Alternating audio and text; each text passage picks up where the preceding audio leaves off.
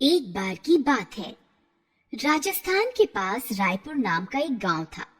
उस गांव में लीला नाम की एक औरत सब्जी बेचा करती थी। वह बहुत गरीब थी।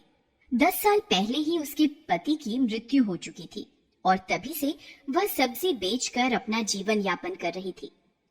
वह अकेली एक झोपड़ी में रहती थी जो गांव से दूर जंगल पार करके थी। वह रोज सुबह जंगल पार करके गांव में सब्जियां बेचा करती और शाम को अंधेरा होने से पहले ही जंगल पार करके घर लौट आती। एक दिन की बात है। लीला पूरे दिन की मेहनत के बाद थकी हारी घर लौट ही रही थी कि उसने जंगल के रास्ते में एक पेड़ के पास सब्जियों से भरी टोकरी देखी। वह सोचने लगी, भला यहाँ कौन इतनी ताजी सब्जियां रख गया। पर रात भी काफी हो चुकी थी, तो ज्यादा ना सोचते हुए उन सब्जियों को बेचने के ख्याल से वह टोकरी उठा लेती है और उसे सर पे रख कर घर की ओर जाने लगती है। पर थोड़ा चलने के बाद उसे एहसास होता है जैसे उसके पीछे कोई चल रहा है। वह पीछे मुड़कर देखती है तो कोई दिखाई नहीं देता। अंधेरा भी काफी हो चुका था। अपने मन का वहम समझ वह फिर आगे बढ़ चली। तभी पीछे से एकदम तेज हवा आई और लीला के कानों के पास से गुजरी और लीला को अपने नाम की पुकार सुनाई दी। लीला, लीला। लीला ने अचानक घबराते हुए पीछे मुड़कर देखा और इस बार भी उसे कोई दिखाई नहीं दिया। अब लीला समझ चुकी थी कि हो न हो कुछ गड़बड़ जरूर है। वह तेज तेज चलने लगती है और अचानक वह ठोकर खाकर गिर जाती है। फिर से लीला को अपने नाम की गूंजती पुकार सुनाई देती है। इस बार जैसे ही वह पीछे मुड़कर देखती है, उसके सामने एक बूढ़ी डायन आ जाती है जिसके बाल हवा में उड़ रहे होते हैं, लाल आंखें और बड़े बड़े दांत व नाखून। लीला यह देखकर थर थर कांपने लगती है। तब डायन बोलती है, हा हा हा हा, घबरा मत, अब कुछ नहीं हो सकता। तूने मुझे 3 बार मुड़कर देखा है और जब से तूने मेरी सब्जियों की टोकरी उठाई है, मैं तब से तेरे पीछे हूँ। यह सब सुन लीला बोलती है, मुझे मुझे माफ कर दो, तुम अपनी टोकरी वापस ले लो और मुझे जाने दो। पर डायन बहुत भूखी थी। उसने जोर से हंसते हुए कहा, पर 3 बार मुड़कर और मेरी टोकरी लेकर तूने गलती कर दी। अब तो मैं भी कुछ नहीं कर सकती। यह कहकर डायन लीला को खा जाती है और गांव के लोगों को भी खाने के विचार से लीला का ही रूप ले लेती है। और तब वह लीला का रूप धारण करके उसी की झोपड़ी में चली जाती है। और अब वह रोज लीला का रूप लेकर गांव में सब्जियां बेचने जाती और गांव वालों का मन जीतने के लिए वहां की औरतों को तोल से ज्यादा सब्जियां देती।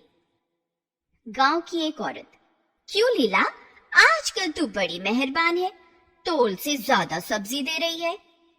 अरे मालकिन, आपकी मेहरबानी से ही तो मेरे 2 वक्त की रोटी का इंतजाम होता है। और ऐसा कई दिन तक चलता रहा। गांव की औरतें अब लीला के साथ घुल मिल गईं। अब वह गांव की औरतों के पास देर रात तक भी खूब गप्पे मारती। एक दिन डायन ने सोचा, अब सब गांव वाले काफी घुल मिल गए हैं, अब मैं किसी को भी अपने घर बुलाकर खा लूंगी। ऐसा सोचकर अगले दिन डायन सब्जी बेचने गई और अपनी एक ग्राहक महिला को सब्जी बेचते हुए बोली, मालकिन, मेरे पास ताजा ताजा तरबूज आए हैं। अगर आप वह रसीले तरबूज खाना चाहती हैं, तो मैं आपको मुफ्त में दे सकती हूँ। आप मेरी बड़ी बहन जैसी हो। अच्छा, ऐसा है तो वो ताजा तरबूज लाती क्यों नहीं? तरबूज बहुत भारी है। आप ऐसा करिए, मेरे साथ मेरे घर चलिए। वहां आप जितना तरबूज खाना चाहें खा सकती हैं और बाकी घर ले जाना। महिला ग्राहक मुफ्त तरबूज के लालच में उसके घर जाने को राजी हो गई और जैसे ही जंगल का रास्ता आया, डायन अपने रूप में आ गई और उस औरत को खा गई। इसी तरह वह कभी बच्चों को बहला फुसला कर ले जाती, कभी औरतों को। गांव के बच्चे और औरतें अब कम होने लगे। गांव वाले अपने बच्चों और औरतों को ढूंढने जंगल तक जाते पर खाली हाथ वापस आ जाते। एक दिन की बात है, जब डायन एक छोटे बच्चे को अपने पल्लू में छुपाकर ले जा रही थी, तब गांव से निकलने से पहले गांव के नौजवान लड़के भीखू ने उसे देख लिया और उसका पीछा करने लगा। और जैसे ही जंगल आया, डायन अपने असली रूप में आ गई और उस बच्चे को लीला की झोपड़ी में ले गई। भीखू सारा खेल समझ गया और उसी समय सब गांव वालों के साथ उसी झोपड़ी में पहुंचा। सब लोगों को एक साथ देख डायन घबरा गई और बचने के लिए वह कभी लीला का रूप लेती, कभी गांव वाले का। गांव वालों ने उसे पकड़ लिया और गांव के एक पेड़ से बांध दिया। और तब डायन सब गांव वालों से माफी मांगने लगी। मैं इस गांव में फिर कभी नहीं आऊंगी, मुझे छोड़ दो मुझे। तूने जो किया उसकी कोई माफी नहीं है। तूने गांव के मासूम बच्चों और औरतों को मारा, यहाँ तक कि लीला को भी खा लिया। अभी एक साधु महाराज आते ही होंगे। और तभी साधु महाराज वहां आते हैं और डायन को देखते हैं। डायन साधु महाराज से भी छोड़ देने की गुहार लगाती है।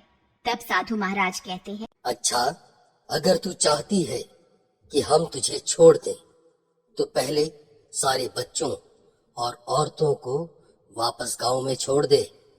मैं ऐसा तभी कर सकती हूँ जब आप मुझे मेरे श्राप से मुक्त करेंगे। कैसा श्राप? हाँ, मुझे श्राप मिला है कि मैं जो भी खाऊंगी वह मेरे उदर में जीवित रहेगा, पर उसके लिए मुझे श्राप से मुक्त होना होगा।